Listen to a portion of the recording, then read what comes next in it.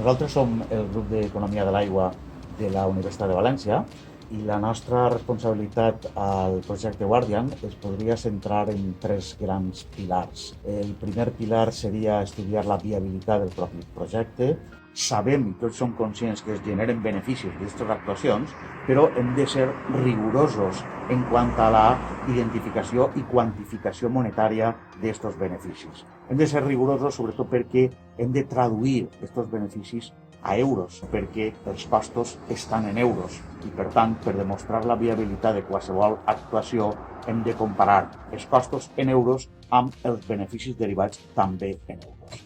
El segon pilar seria la replicabilitat d'aquest projecte en qualsevol altra àrea amb la problemàtica semblant. Aquest projecte no pretén només resoldre la situació de l'àrea de Paterna, de l'àrea de la Vallesa, de l'àrea de Riba-roja.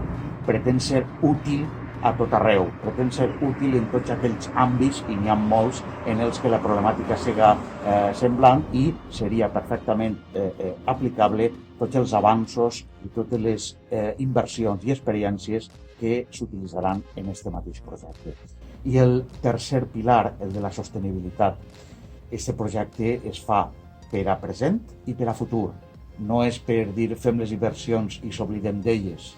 Aquestes inversions són per a que duren i hi ha que garantir aquesta durabilitat de les inversions i aquestes actuacions per a que no només siguin útils durant el període de vigència del projecte, sinó també en el futur.